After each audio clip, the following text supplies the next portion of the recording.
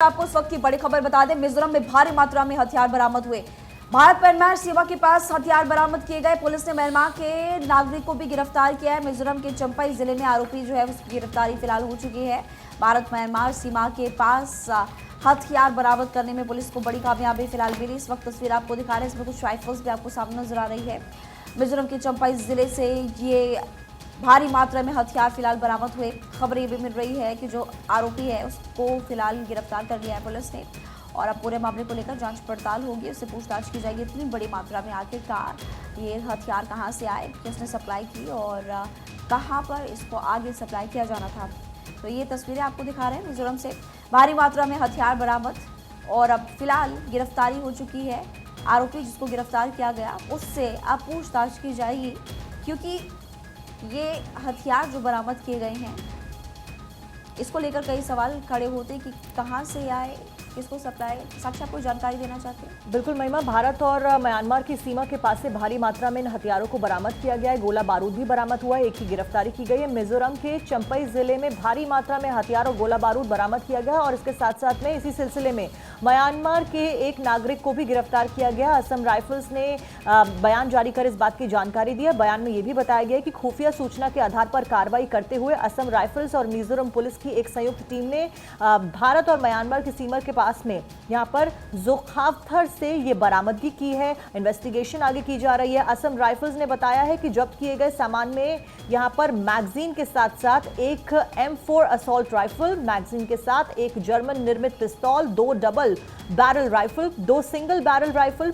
5.56 millimetre के 2 कारतूस, 9 millimetre के 6 चक्र कारतूस और 2 हेलमेट शामिल हैं। और यही तस्वीरें फिलहाल आप अपनी स्क्रीन पर देख रहे हैं। ये सभी हथियार बरामद कर लिए गए हैं। मिजोरम से इन हथियारों को बरामद किया गया है, एक की गिरफ्तारी भी की गई है। बड़ी बात यह कि कहां से इन हथियारों को लाया गया और किस इस्तेमाल में इन हथियारों को लाया जाना था, ये सभी वो सवाल जिन पहलुओं के मद्देनजर, जिन सवालों के मद्देनजर इन्वेस्टिगेशन को आगे बढ़ाया जा रहा है। रंजना, बिल्कुल, तो मिजोरम के चंपाई जिले से आरोपी की गिरफ्तारी हो चुकी है और देखिए ये तस्वीर किस तरह से भारी मात्रा में हथियार की बरामदगी हुई है। भारत म्यांमार सीमा के पास भारी मात्रा में हथियार और गोला बारूद बरामद हुआ है और एक की गिरफ्तारी इस पूरे मामले में हुई है। और इस बीच आगे बढ़ते हुए अब अखबारों में मौजूद खबरों का एक बार फिर से जिक्र कर लेते हैं। आपको बता दें कि 2019 में कम अंतर से जीते और 5 सीट पर जीतते जीतते हार गई थी सपा। भास्कर के हवाले से एक खबर। और 2019 में यहाँ पर 10 सीटें तो बीजेपी के लिए बन सकती हैं सिरदर्द। तो कई सारी चैलेंजिंग सीट्स हैं जो कि बीजेपी के लिए सिरदर्द बनती हुई नजर आ रही हैं। रंजना, तो बीजेपी लिस्ट का आज होगा जारी। वरुण गांधी की आपको बात करें कि इसमें नाम किस्मत का फैसला इसमें होगा और 24 सीटों के प्रत्याशियों के नामों पर मंथन हुआ है। तो आज जारी हो सकती है बीजेपी की 5वीं लिस्ट। तो ये बड़ी खबर आपको बता रहे। देखिए बीते दिन देर रात तक बीजेपी सीसी की मीटिंग चली और 10 सीटें जो बीजेपी के लिए बन सकती है सिरदर्द, क्योंकि इससे पहले साक्षी इस खबर का जिक्र कर रही थी। लगातार सीटों को लेकर मंथन का दौर जारी है और अगर उत्तर प्रदेश की बात करें तो 51 सीटों पर उम्मीदवारों के नामों का ऐलान हो गया है। बाकी जो बची सीटें हैं उसे लेकर लगातार मंथन का दौर जारी है। अब बीते दिन प्रधानमंत्री मोदी की अध्यक्षता में सीसी की मीटिंग हुई। तमाम बड़े दिग्गजों की इस दौरान मौजूदगी रही। मुख्यमंत्री योगी आदित्यनाथ मौजूद रहे और आज देखिए 5वीं लिस्ट जारी हो सकती है जिसमें तमाम बड़े नाम शामिल होंगे। तो लगातार अच्छा रंजना, क्योंकि आप पीलीभीत सीट का जिक्र कर रही थी, वरुण गांधी का जिक्र कर रही थी, जिनको लेकर सस्पेंस लगातार बरकरार है। ये भी कहा जा रहा था कि वो अखिलेश यादव के साथ में संपर्क में है, लेकिन अखिलेश यादव ने क्योंकि अपने उम्मीदवार उतार दिए, जिसके बाद इन अटकलों के ऊपर फुल स्टॉप लगा। लेकिन फिलहाल अभी भी वरुण गांधी के नाम के ऊपर चर्चा लगातार जारी है, क्योंकि पीलीभीत से वरुण गांधी जीतते आए हैं। ऐसे में अगर बीजेपी वरुण गांधी को टिकट नहीं देती तो अगला कदम वरुण गांधी क्या कुछ उठाएंगे ये देखना होगा। फिलहाल कल भी सीसी की बैठक हुई और इस बैठक में कई सारे अहम निर्णय लिए गए हैं। बताया जा रहा है कि जिसके बाद आज 5वीं सूची के साथ में बीजेपी सामने आ सकती है। बिल्कुल, तो देखिए लगातार मंथनों का दौर जारी है। वरुण गांधी को लेकर पूरी जानकारी आपने दी साक्षी। और यहाँ पर 10 सीटें जो बीजेपी के लिए सिरदर्द बन सकती है और आज वरुण गांधी की किस्मत का फैसला भी होगा और आज जारी हो सकती है बीजेपी की 5वीं लिस्ट, क्योंकि देखिए बीते दिन सीसी की मीटिंग हुई थी, काफ़ी देर रात तक ये बैठक चली, नामों पर मंथन हुआ है और जल्द ही 5वीं लिस्ट जारी कर दी जाएगी और प्रधानमंत्री मोदी की अध्यक्षता में ये बैठक होगी। तो बीजेपी लिस्ट आज होगा वरुण गांधी की किस्मत का फैसला और 24 सीटों के प्रत्याशियों के नामों पर मंथन हुआ। आज जारी हो सकती बीजेपी की 5वीं लिस्ट। और अब बात होगी गुजरात की। गुजरात में 2 उम्मीदवारों ने चुनाव लड़ने से मना कर दिया। बीजेपी के 2 उम्मीदवारों ने किया है मना। नए नामों की अब जल्द घोषणा संभव है। भिकाजी ठाकुर ने भी चुनाव नहीं लड़ने की इच्छा जताई है। रंजन बेन धनंजय भट्ट भी नहीं लड़ना चाहते हैं चुनाव। पंजाब केसरी के हवाले से खबर आपको बता रहे हैं। और अब इन दोनों उम्मीदवारों की जगह नए नामों की घोषणा जल्द संभव। और इसी बीच आपको इस वक्त की एक बड़ी खबर बता दें, मध्य प्रदेश से धार भोजशाला में आर्कियोलॉजिकल सर्वे ऑफ इंडिया का तीसरा दिन। आपको बता दें सर्वे करने का आज तीसरा दिन है। आज भी भोजशाला में एएसआई की जो टीम है वो सर्वे करेगी। दूसरे दिन भी सर्वे में कई सैंपल जुटाते हुए टीम नजर आई। हाई कोर्ट के आदेश के बाद एएसआई का सर्वे किया जा रहा है। भोजशाला के आसपास सुरक्षा के लिहाज से कड़े इंतजाम किए गए हैं ताकि किसी भी की भी तरफ से किसी भी तरह का कोई प्रदर्शन या ऐसी तस्वीरें सामने ना आए, विरोध प्रदर्शन। और इस वक्त तस्वीरें हम आपको दिखा रहे हैं। आर्कियोलॉजिकल सर्वे ऑफ इंडिया का आज तीसरा दिन है। और ये भी आपको जानकारी दे दें कि भोजशाला के पिछले भाग में खुदाई आरंभ, गुंबद की भी वैज्ञानिक जांच होगी। सर्वे का दूसरा दिन कार्बन डेटिंग के लिए चिन्हित स्थल किए गए थे। मध्य प्रदेश हाईकोर्ट के आदेश पर स्थित भोजशाला में सर्वे किया जा रहा है। मध्य प्रदेश हाईकोर्ट के आदेश पर सर्वे कर रही भारतीय पुरातत्व सर्वेक्षण यानी कि एएसआई की टीम ने दूसरे दिन शनिवार को धार स्थित ऐतिहासिक भोजशाला के पिछले हिस्से में पाषाण धरोहर की संभावना तलाशने के क्रम में 2 स्थानों पर खुदाई भी शुरू की थी।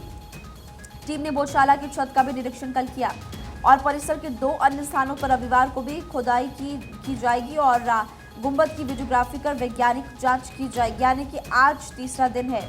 विशेषज्ञों का अनुमान है कि इससे सर्वे में कुछ समय लग सकता है। शनिवार को सर्वे के दौरान हिंदू पक्ष की ओर से याचिकाकर्ता आशीष गोयल और गोपाल शर्मा और मुस्लिम पक्ष की ओर से कमाल मौला वेलफेयर सोसाइटी के सदस्य अब्दुल समद भी मौजूद रहे। बहरहाल परिसर में 200 पुलिसकर्मी इस बाबत तैनात किए गए थे। सुरक्षा की जानकारी आपको दे रहे हैं कि कड़ी सुरक्षा वहां पर नजर आई थी कल। आज भी कुछ ऐसा ही आपको देखने को मिलेगा।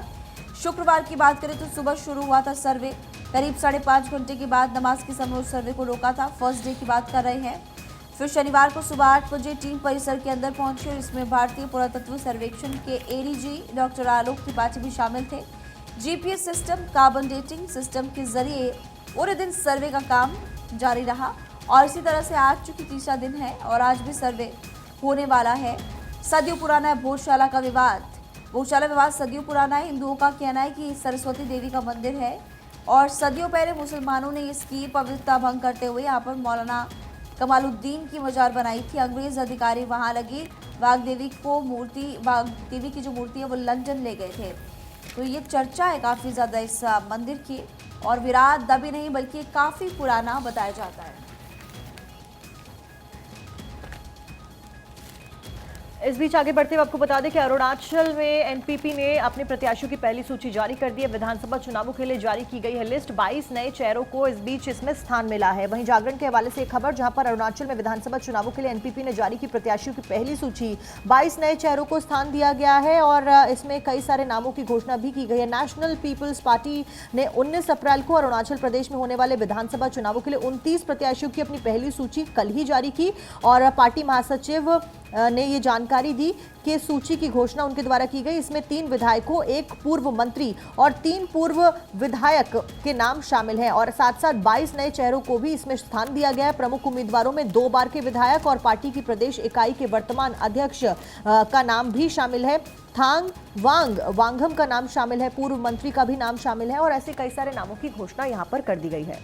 बिल्कुल। तो देखिए त्रिपुरा की अब बात कर लेते हैं। त्रिपुरा में कांग्रेस वाम मोर्चे में गठबंधन की खबर है। 72 वर्षों में पहली बार कांग्रेस वाम मोर्चे में गठबंधन और पूर्व सीएम विप्लव और आशीष शाह के बीच मुकाबला है यहाँ पर और 11 बार माकपा ने जीत हासिल की है। तो देखिए मुकाबला यहाँ पर दिलचस्प आगे भी रहने वाला है और इस बार भौमिक की जगह देव रहेंगे। तो त्रिपुरा में कांग्रेस और वाम मोर्चे के बीच गठबंधन 72 साल बाद दोनों पार्टियों में ये अलायंस हुआ है और विप्लव देव और आशीष शाह के बीच यहाँ पर कड़ा मुकाबला देखने को मिलेगा। 11 बार माकपा ने जीत यहाँ पर हासिल की है और इस बार भौमिक की जगह देव। चलिए और अब आगे बढ़ेंगे। एक और बड़ी खबर आपको बताएंगे। आईएसआईएस में शामिल होने जा रहा था आईआईटी गुवाहाटी का छात्र। एसटीएफ ने उसे हिरासत में ले लिया है। छात्र ने भेजा था ईमेल। डीजीपी ने कहा हॉस्टल के कमरे से आईएसआईएस जैसा काला झंडा भी बरामद हुआ है। हालांकि अब इसकी इस पूरे मामले में जांच पड़ताल पूछताछ शुरू हो गई है। क्या और भी बड़ा नेटवर्क इसका हो सकता है? क्या और भी छात्र इसके संपर्क में थे या ये किसके संपर्क में आया? ऐसे तमाम सवालों के जवाब अब यहाँ पर पुलिस लेने की कोशिश करेगी। एसटीएफ ने ये बड़ी कार्रवाई की है। डीजीपी ने ये कहा है कि उसके रूम से झंडा भी बरामद हुआ है, आईएसआईएस जैसा काला झंडा, जो कि रूम से बरामद हुआ है, हॉस्टल के कमरे से बरामद हुआ है। आईआईटी गुवाहाटी का ये छात्र जिसे हिरासत में फिलहाल ले लिया गया और इससे पूछताछ होगी। आप देखिए कि आईआईटी में ये पढ़ाई कर रहा था छात्र, पढ़ने के लिए वहाँ पर गया और वहाँ पर डीजीपी ने जानकारी दी कि हॉस्टल के कमरे से आईएसआईएस जैसा काला झंडा भी बरामद हुआ है और आईआईटी गुवाहाटी का ये छात्र अब हिरासत में है। देखना होगा कि और कितने लोग इसके संपर्क में हैं और उसी के आधार पर और लोगों की भी गिरफ्तारियां यहाँ पर हो सकती है। अब असम की बात करते हैं। नागरिकता के लिए नई शर्त, सीएम हेमंता बिस्वा शर्मा ने नई शर्त लगाई। बांग्लादेशी मुस्लिमों के लिए शर्त लगाई गई है कि 2 से ज़्यादा बच्चे ना हो तो बेहतर। 2 से ज़्यादा बच्चे ना होने की शर्त लगाते हुए बाकी जो मुख्यमंत्री वो नजर आए हैं। और आपको बता दें कि बांग्लादेशी मुस्लिमों के लिए शर्त फिलहाल मुख्यमंत्री हेमंता बिस्वा शर्मा की तरफ से असम में लगाई गई। असम के बाद अब बात केरल की। केरल सरकार सुप्रीम कोर्ट पहुंच गई है। राष्ट्रपति द्वारा 4 बिल रोकने के खिलाफ में अपील की गई। केरल सरकार के द्वारा ये 4 बिल है विधानसभा में पारित और ऐसे में अब कोर्ट इसके ऊपर क्या निर्णय लेता है ये देखना महत्वपूर्ण। बढ़ते खबरों में आगे, सीबीआई ने महुआ मोइत्रा के ठिकानों की जानकारी ली है और कल सीबीआई ने कई ठिकानों पर छापेमारी की है। बड़ी खबर आपको बता रहे, कैश फॉर क्वेरी केस में ये तलाशी ली गई है। पश्चिम बंगाल में रेड की गई है, चुनावी ऑफिस की भी तलाशी ली गई है। तो ये बड़ी जानकारी आपको दे रहे, जहां महुआ मोइत्रा के कई ठिकानों पर छापेमारी। अखबारों में भी इस खबर का जिक्र है। मेरे पास नवभारत टाइम और महुआ मोइत्रा के ठिकानों पर सीबीआई के छापे। कथित तौर पर पैसे लेकर सवाल पूछे जाने के मामले में टीएमसी के पूर्व सांसद महुआ मोइत्रा के ठिकानों पर छापेमारी गई है। अधिकारियों ने जानकारी दी है कि सीबीआई की एक टीम शनिवार की सुबह कोलकाता और अन्य शहरों में महुआ मोइत्रा के ठिकानों पर पहुंची और छापेमारी की पूरी प्रक्रिया शुरू की गई। जानकारी देकर कार्रवाई शुरू की गई। हालांकि उन्होंने बताया है कि सीबीआई ने लोकपाल के निर्देश पर मोइत्रा के खिलाफ प्राथमिकी दर्ज की थी। लोकपाल ने एजेंसी को 6 महीने में रिपोर्ट दाखिल करने का निर्देश दिया है और मोइत्रा को अनैतिक आचरण के लिए दिसंबर में लोकसभा से निष्कासित कर दिया गया था। वो तस्वीरें और वो बयान आपको याद हो कि जब महुआ मोइत्रा को निष्कासित किया गया था। हालांकि सीबीआई की रेड पड़ी है और तमाम अखबारों में भी इसका जिक्र है। चलिए और अब आगे बढ़ेंगे। एक और बड़ी खबर आपको बताएंगे। अश्विनी वैष्णव बोले हैं, केंद्र के लिए फैक्ट चेक यूनिट जरूरी है। सरकार अपनी नीतियों पर जवाब देने के लिए सबसे उपयुक्त है। सुप्रीम कोर्ट ने इस पर रोक लगाई थी। आभास्कर के हवाले से ये खबर आपको बता रहे हैं।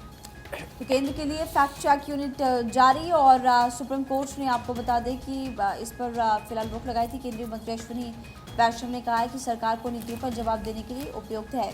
आगे बढ़ते हैं और बात अब करेंगे। भारत ने प्याज निर्यात पर रोक बढ़ा दी है। अगले आदेशों तक ये रोक रहेगी। 31 मार्च तक ही एक्सपोर्ट पर रोक थी और अब फिलहाल इसको बढ़ाने का फैसला फिलहाल किया गया है। तो भारत ने प्याज निर्यात पर रोक जो है वो बढ़ा दी है। अगले आदेशों तक ये रोक जो है वो उसी तरह से जारी रहेगी। तो देखिए, बढ़ते प्याज की कीमतों की वजह से ये बड़ा निर्णय लिया है ताकि जो देश की खपत है उसको पूर्ण किया जा सके बिना प्राइसेस में इजाफे के। आगे बढ़ते हुए आगे अगली खबर का रुख कर लेते हैं। आपको बता दें कि सोमाली समुद्री लुटेरे मुंबई पुलिस के हवाले कर दिए गए हैं। इंडियन नेवी ने किया था 35 लुटेरों को गिरफ्तार। ऐसे में अब बुल्गारिया के कमर्शियल जहाज को किया गया था हाईजैक। और अमर उजाला के फ्रंट पेज पर यह खबर, मुंबई लाए गए 35 सोमालिया के लुटेरे नौसेना ने पुलिस को सौंप दिए हैं। 40 घंटे चली कार्रवाई में कामयाबी, कानून के तहत होगी कार्रवाई। और इस बीच जानकारी ये भी दी गई है कि 27 पाकिस्तानी और 30 ईरानियों समेत 102 लोगों को बचाया गया था। नौसेना के मुताबिक समुद्री डकैती विरोधी अभियानों में 27 पाकिस्तानी और 30 ईरानियों समेत 102 लोगों को बचाया गया। अरब सागर में समुद्री डकैती के खिलाफ में अभियानों के अलावा ऑपरेशन संकल्प और अन्य मिशनों के दौरान 110 लोगों की जान बचाई गई। इनमें 45 भारतीय और 65 विदेशी शामिल हैं। साथ ही नौसेना ने 13 हमलों का जवाब भी यहां पर दिया था। और देखिए, जानकारी लगातार हम देख रहे हैं और इस बीच अखबारों में भी हेडलाइन यहां पर दी गई है, सोमाली समुद्री लुटेरों को अब मुंबई पुलिस के हवाले कर दिया गया है। बिल्कुल, तो 35 समुद्री लुटेरों को सोमालिया से मुंबई लेकर पहुंचा आईएनएस कोलकाता। और देखिए साक्षी ने ये पूरी जानकारी दी, तमाम अखबारों में भी इसका जिक्र है। ऑपरेशन संकल्प के तहत ये पूरी कार्रवाई की गई और तस्वीरें आपकी स्क्रीन पर। सोमाली समुद्री लुटेरे मुंबई पुलिस के हवाले कर दिए गए। इंडियन नेवी ने किया था 35 लुटेरों को गिरफ्तार। बुल्गारिया के कमर्शियल जहाज को हाईजैक किया गया था। बढ़ते खबरों में आके बात अब रामेश्वरम कैफे ब्लास्ट की करेंगे। तस्वीरें आपको याद होगी किस तरह से रामेश्वरम कैफे में ब्लास्ट हुआ था और कई लोग इसमें जख्मी हुए थे। हालांकि बड़ी जानकारी आपको देते चले, संदिग्ध की पहचान हो गई है। एनआईए ने ब्लास्ट केस से जुड़े संदिग्धों की पहचान की है। मुसाविर हुसैन शाजिब नाम के आरोपी की पहचान हुई है। कर्नाटक के तीर्थहल्ली जिले का रहने वाला आरोपी में एक साथी मतीन ताहा की भी पहचान हुई है। साथी ताहा ने एक दिन पहले की थी रैकी, यानी कि देखिए जिस तरह से सीसीटीवी फुटेज सामने आया था और तस्वीरें आपकी स्क्रीन पर किस तरह से शख्स अंदर दाखिल होता है। और जानकारी के मुताबिक इस ब्लास्ट को अंजाम देने से पहले रैकी की गई, यानी कि पूरी योजना बनाई गई और इन तस्वीरों पर भी नजर डाली। हालांकि दो की पहचान हो गई है। शख्स बैग लेकर अंदर पहुंचता है और फिर वहां से निकल जाता है। रामेश्वर कैफे ब्लास्ट का ये पूरा मामला, दो आरोपी की संदिग्धों की जो है पहचान हो गई है। और अब आगे बढ़ेंगे, पंजाब से खबर आपको बताएंगे। संगरूर में बड़ा है जहरीली शराब पीने से मरने वालों का आंकड़ा बढ़ चुका है। अब तक 21 ने दम इसमें तोड़ दिया है। सरकार ने जांच के लिए 4 सदस्यीय कमेटी का भी गठन कर दिया है और इस पूरे मामले में जांच चल रही है, क्योंकि ये जो आंकड़ा है वो लगातार बढ़ रहा है। जहरीली शराब से मौत का आंकड़ा अब तक बढ़कर पहुंच चुका है 21 पर। इस पूरे मामले में अब जांच कमेटी का गठन भी हो चुका है। आगे बढ़ते हैं, सेना का एक्शन देखिए। 4 आतंकी गिरफ्तार हुए हैं और जम्मू कश्मीर में सेना का एक बड़ा एक्शन देखने को मिला। श्रीनगर से जैश ए मोहम्मद के 4 आतंकियों को गिरफ्तार किया गया और आतंकियों के पास से भारी मात्रा में हथियार भी बरामद किए गए हैं। जिस आतंकी को फिलहाल गिरफ्तार किया गया है, अब उससे सुरक्षा एजेंसियां पूछताछ करेगी और ये जानने की कोशिश करेगी कि और कितने आतंकी उस इलाके में फिलहाल छिपे हुए हैं। लेकिन फिलहाल ये बड़ी कामयाबी यहाँ पर भारतीय सेना को मिली। आगे बढ़ते हुए अगली खबर जयपुर से। जयपुर में केमिकल फैक्ट्री में हादसा हुआ। बॉयलर फटने की वजह से 5 लोगों की मौत हो गई। हादसे के बाद में केमिकल फैक्ट्री में भीषण आग भी लग गई और ये देखिए तस्वीरें भी सामने आई है। फायर ब्रिगेड ने किसी तरह कड़ी मुशक्कत के बाद आग पर काबू पाया। जयपुर के बस्ती थाना इलाके का ये पूरा बड़ा हादसा है और अखबारों में भी इस खबर का जिक्र किया गया है। इस हादसे में नुकसान काफी ज्यादा हुआ है। बॉयलर फटने की वजह से 5 लोगों को अपनी जान यहाँ पर गंवानी पड़ी और वहीं तस्वीरें भी सामने आई। कल की ये तस्वीरें आपको बता दें कि जयपुर की केमिकल फैक्ट्री की आग की ये तस्वीरें। और अगर अखबारों की बात करें तो अमर उजाला में जानकारी दी गई है कि 6 लोगों की मौत हुई है इसमें। हालांकि अलग अलग अखबारों में अलग अलग जानकारी दी गई है। 6 लोगों की मौत की जानकारी अमर उजाला में दी गई है। आपको बता दें कि जयपुर जिले के बस्ती इलाके में शाम को रासायनिक फैक्ट्री में आग लगने की वजह से 6 लोगों की मौत की जानकारी दी गई है। एक घायल बताया जा रहा है। जयपुर के पुलिस कमिश्नर ने भी इस बात की जानकारी दी है, अफसोस जताया इस दुर्घटना के ऊपर और उन्होंने बताया कि दुर्घटना में 5 लोगों की मौके पर ही मौत हो गई। 2 घायलों को जयपुर के सवाई मानसिंह सरकारी अस्पताल में ले जाया गया, जहां पर एक ने बाद में दम तोड़ दिया। तो कुल मिलाकर 6 लोगों की इस पूरे घटना में मौत हुई है। तो देखिए जयपुर के केमिकल फैक्ट्री में किस तरह से हादसा हुआ, जिसकी तस्वीरें आप स्क्रीन पर देख रहे थे। बढ़ते खबरों में आगे और अगली बड़ी खबर आपको बताएंगे, जहां सेना ने रद्द की यूसीसी संगोष्ठी। कश्मीर में पॉलिटिकल पार्टीज के विरोध के बाद ये एक्शन लिया गया। 26 मार्च को कश्मीर यूनिवर्सिटी में आयोजन था। अखबारों में भी इसका जिक्र है। इसमें देखिए एक बयान भी सामने आया। उमर ने कहा था इससे आर्मी के गैर राजनीतिक और गैर धार्मिक रहने के सिद्धांत को खतरा है। तो जम्मू कश्मीर के सेना ने यूनिफॉर्म सिविल कोड पर आयोजित अपने एक सेमिनार को रद्द कर दिया है और कई राजनीतिक दलों ने सेना के सेमिनार का विरोध किया था, जिसकी वजह से यह फैसला लिया गया। ये सेमिनार 26 मार्च को कश्मीर यूनिवर्सिटी ऑडिटोरियम में होने वाला था और सेना ने शुक्रवार शाम को मीडिया संस्थानों को सेमिनार में शामिल होने का निमंत्रण भी भेजा था। सेमिनार का सब्जेक्ट था नेविगेटिंग लीगल फ्रंटियर्स और इसे लेकर देखिए अब ये सेमिनार हालांकि रद्द हो चुका है। सेमिनार के मकसद की अगर बात करें तो यूसीसी और अन्य मुद्दों पर जागरूकता बढ़ाना था। और अब चलिए आगे बढ़ेंगे, एक और बड़ी खबर आपको बताएंगे। भारत ने जर्मनी से जताया विरोध। दिल्ली सीएम की गिरफ्तारी की टिप्पणी पर विरोध किया गया है। जर्मनी दूतावास ने उप प्रमुख को इस पूरे मामले में तलब किया है। आगे बढ़ते संगरूर शराब से मौत मामला, उसके बारे में आपको जानकारी तो देंगे, लेकिन देखिए भारत ने जो जर्मनी से विरोध जताया है वो एक बहुत ही महत्वपूर्ण खबर है और हर अखबार में फिलहाल इस खबर का जिक्र किया गया है। देखिए सीएम की गिरफ्तारी पर टिप्पणी का विरोध करते हुए फिलहाल नजर आ रहे हैं। जर्मन दूतावास के उप प्रमुख को इसी बीच तलब किया गया, टिप्पणी की गई थी। दिल्ली के मुख्यमंत्री अरविंद केजरीवाल की गिरफ्तारी से एक तरफ जहां देश भर में सियासत हो रही है, वहीं पर अब बात अगर करें जर्मनी की, तो जर्मनी की तरफ से भी फिलहाल टिप्पणी की गई है और इसी टिप्पणी का विरोध अब लगातार किया जा रहा है। और संगरोध शराब से मौत मामला जिसकी जानकारी हम आपको पहले दे रहे थे, देखिए चुनाव आयोग ने रिपोर्ट मांगी इस पूरे मामले को लेकर। मुख्य सचिव से स्टेटस रिपोर्ट मांगी गई है इस पूरे मामले को लेकर। चुनाव आयोग ने रिपोर्ट मांगी संगरोध शराब से मौत मामला। बढ़ते हैं आगे, अगली खबर का रुख करते हैं मणिपुर से। खबर, मणिपुर में 13 आतंकी अरेस्ट किए गए।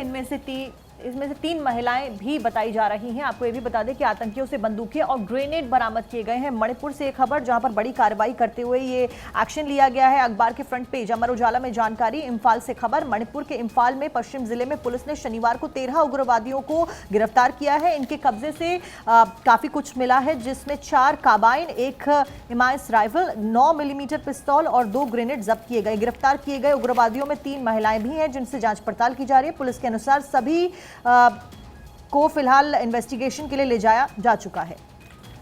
तो देखिए, मणिपुर में 13 आतंकी अरेस्ट और अब इस पूरे मामले को लेकर आगे की कार्रवाई भी लगातार की जा रही। बढ़ते खबरों में आगे और अगली बड़ी खबर बिहार बोर्ड से जुड़ी हुई। इंटर 2024 का रिजल्ट जारी। बिहार बोर्ड ने इंटरमीडिएट का रिजल्ट जारी किया और बिहार बोर्ड में 87.21% बच्चों ने परीक्षा पास की है। प्रिया कुमारी ने कॉमर्स में टॉप किया है। तो ये बड़ी जानकारी, बिहार इंटरमीडिएट का रिजल्ट आ चुका है और बिहार बोर्ड की अगर बात करें तो 87.21% बच्चे पास हुए हैं। प्रिया कुमारी ने कॉमर्स में टॉप किया है। तो बिहार इंटरमीडिएट का रिजल्ट जारी। और अब आपको जानकारी देंगे अमरनाथ यात्रा से जुड़ी हुई। 29 जून से शुरुआत होगी। 200 आईसीयू बेड, 100 ऑक्सीजन बूथ और 5G नेटवर्क की सुविधा इस दौरान मिलेगी। बालटाल से गुफा तक 14 किलोमीटर का रूट, उसका चौड़ीकरण भी हो गया है। 6 लाख श्रद्धालुओं के हिसाब से इंतजाम किए गए हैं। बर्फ में ढका बालटाल का ये पूरा रूट फिलहाल। 100 ऑक्सीजन बूथ जहां पर श्रद्धालु सांस ले सकेंगे। तो कुल मिलाकर पूरी तैयारियां की गई। हालांकि इस बार अमरनाथ यात्रा बाकी हर साल की तुलना में थोड़ी कम दिन की है, लेकिन तैयारियां पूरी हैं ताकि जितने भी श्रद्धालु अमरनाथ की यात्रा पर जाएंगे उनको किसी तरीके की कोई परेशानी ना हो। ऑक्सीजन बूथ वहां पर बाकायदा बनाए गए हैं। बर्फ से फिलहाल ये बालटाल वाला पूरा रूट ढका हुआ है क्योंकि भारी बर्फबारी वहां पर हो रही है। श्रद्धालुओं के सांस लेने के लिए 100 ऑक्सीजन बूथ की व्यवस्था की गई है। 200 आईसीयू बेड वहां पर बनाए गए हैं। 5G नेटवर्क की व्यवस्था वहां पर की गई है ताकि अपनों से, अपने परिवारजनों से कांटेक्ट में रह सकें। इसके अलावा आपको बता दें 29 जून से अमरनाथ यात्रा की शुरुआत होनी, रजिस्ट्रेशन की भी शुरुआत हो चुकी है और हर बार की तुलना में इस बार की जो अमरनाथ यात्रा है वो कुछ कम दिन की होगी। और तस्वीरें भी आपको हम वहाँ से लगातार दिखा रहे हैं क्योंकि फिलहाल बर्फबारी बहुत ज़्यादा है, ऐसे में पूरा रूट वो ढका हुआ है।